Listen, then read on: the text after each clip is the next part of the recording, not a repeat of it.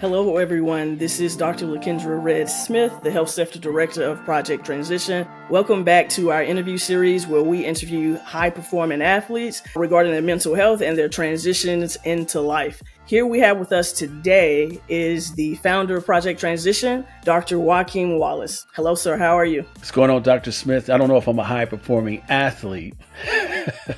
Them days are way over for me, but thank you for having me on. Thank you for that. So if you don't mind, I don't want to disrespect your introduction. I know you wear many hats. You have many talents. So if you don't mind telling our audience and our listeners about yourself. Oh, wow. So let's see, where I start? So currently right now, I am a financial advisor, as well as I'm a teacher as well. So I teach at the university level. I teach at Golden Gate University as well as Chabot College. Obviously, Project Transition is near and dear to my heart, as well as I love doing voiceover work well. So I'm a voiceover artist, and I do TV work for ESPN Plus in terms of basketball and baseball for the Santa Cruz Warriors G League team and St. Mary's and Santa Clara Athletics. So again, yeah, I do a lot of things. I don't know how I do it because it's only 24 hours in a day. I've always been one that need to stay busy, keeps my mind moving. I don't like, idle mind. It's the devil's best friend. Therefore, I'm always trying to keep myself busy and be very productive out there.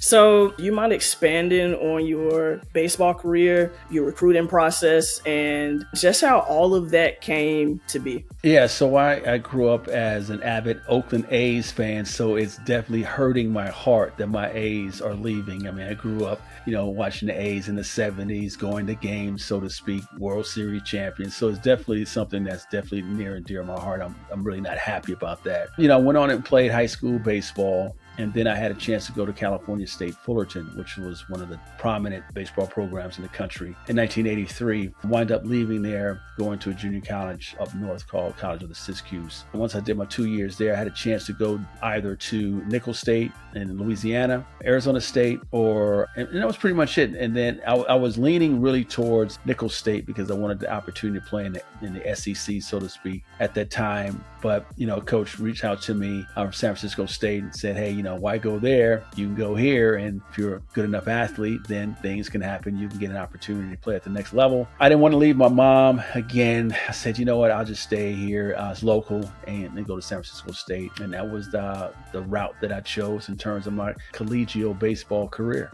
So what challenges or obstacles did you face during that tenure? Now you're no longer an athlete. You have to transition into life and you have to transition into a career. Can you elaborate a little bit on what that transition was for you and what was it like? Yeah, I mean, it was difficult because, so I go back to San Francisco State. I had a coach named Mike Simpson, Dr. Mike Simpson. Actually, he was my coach. And he was always emphasizing education, getting your degree, making sure you get your degree. And he would always say, hey, listen, the chance of you playing professional baseball is X. However, if you get a degree, you will have that for the rest of your life. So he was always advocating for that, but I didn't want to hear that. I was like, man, I don't feel like hearing that. I'm trying to get to the league. And so when I graduated, what happens is in baseball, the draft was usually June 6th or June 7th. And so I received a letter in the mail. Remember, this is a letter in the mail. This is back in the day, right? 1986, 1987. So I received a letter in the mail from the Major League Scouting Bureau. And it basically said that your name has been submitted to the Major League Draft. I was like, oh my God, this is great. And it gives you a walkthrough of things to expect.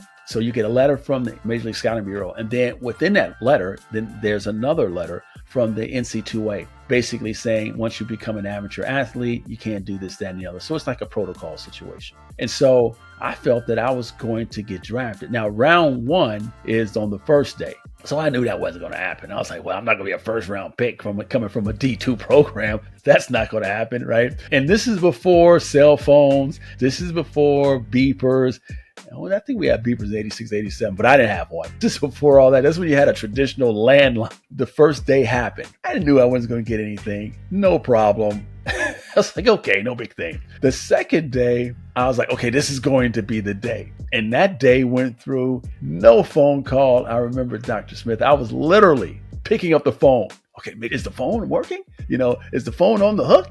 What's going on? Why? I made sure no one called. But this is when you had call waiting. No one called. I didn't want a busy signal. Nobody called me this day. So if someone called, I'll just hang up. Hey, listen, I'm waiting for this call. Hang up the phone. So that whole day went and I didn't get a phone call. I was like, oh my God, what is going on? So I remember I called my coach, Dr. Simpson. I said, hey, we call him Skip. Skip, I didn't get a call. And he said to me, well, Mark, if you don't get a call on the second day, the chances of you getting picked up is slim to none. You have to go free agency. I was like, oh my God, are you serious? Oh my God, I received this letter. I thought I was going to sign this contract, whatever, right? Oh my God. So the next day, you're taking me back memories now. I'm getting verklempt here now. No, it's just kidding. The next day, I was just pretty much just like, I was depressed, because think of it this way, from age 6 to age 21, 22, the only thing that I focused on was playing professional baseball. I didn't think about anything else. And so when it didn't happen, I was lost. I really was lost.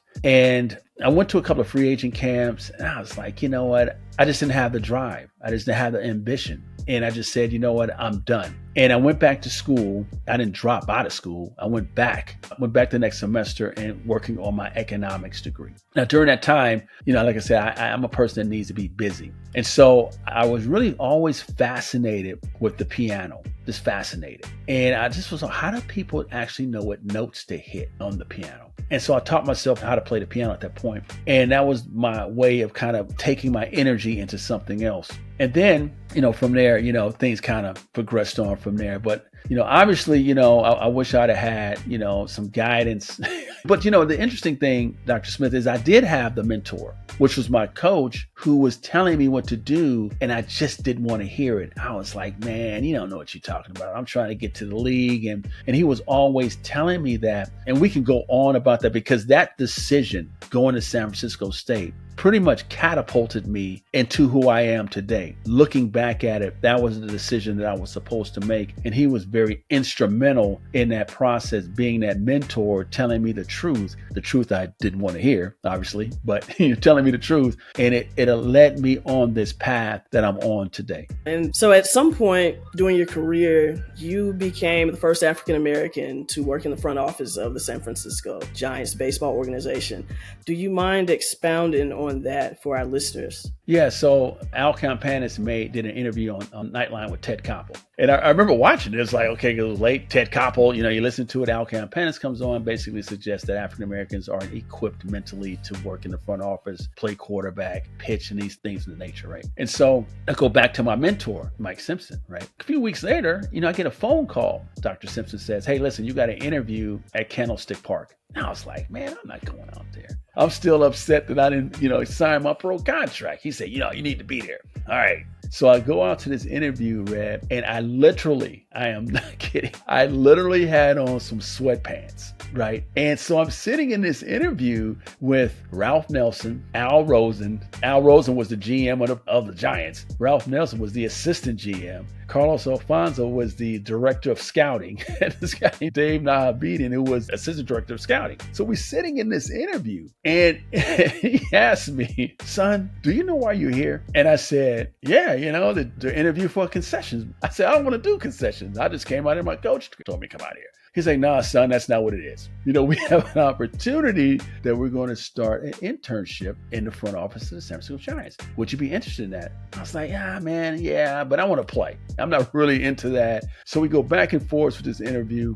He says, okay, we'll get back to you in a couple of weeks. So then the All-Star game, it was right after the All-Star game. So I'm watching the All-Star game and they're interviewing Al Rosen during the game. And I say, that's the dude that I interviewed with. I was like, oh my God, right? That's the guy right there. And so lo and behold, right after they called me back. And this time I went up to the shirt and tie. Trust me. I was like, okay, we do the interview. And they say, yeah, we're thinking about bringing you on. This will be your office, this, that, and the other. And I was like, all right, yeah, cool. Yeah, no problem. I was excited.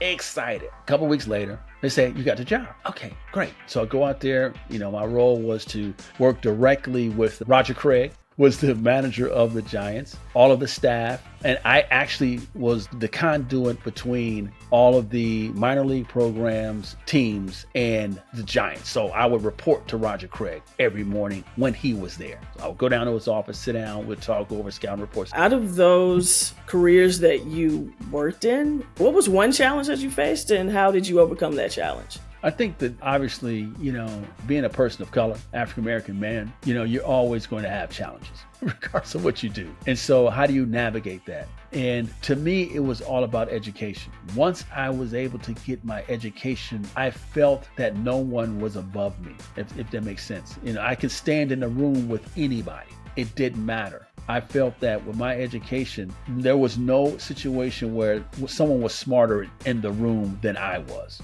And I think from that gave me the confidence that I felt I could stand on my 2 feet in any situation. It doesn't matter. I'm confident in my communication. I can use the $10 word if I need to. I can be urban if I need to.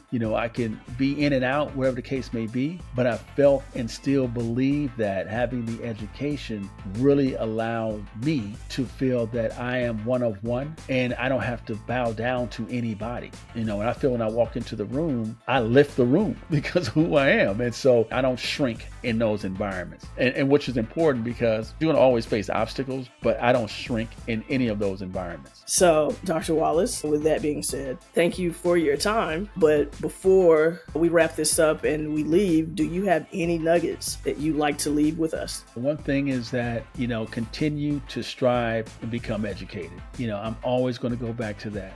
Always learn something new.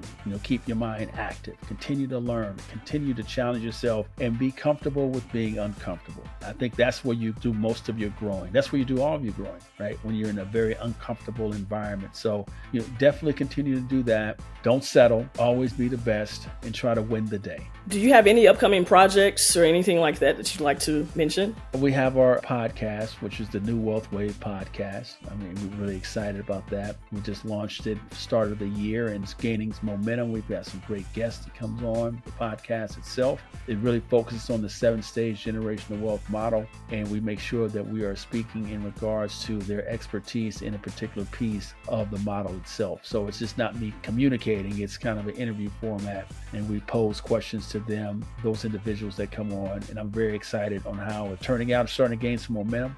Thank you for that. Again, I am Dr. Lakendra Red Smith. We'd like to thank Dr. Joaquin Wallace for interviewing with us today and his time. You can learn more at drjwallace.com and search for Dr. Joaquin Wallace on every social platform to follow his work. Also, listen to and watch the New Wealth Wave podcast on YouTube and your favorite podcast platform, and of course on all of his socials. Again, thank you all for listening and have a great day.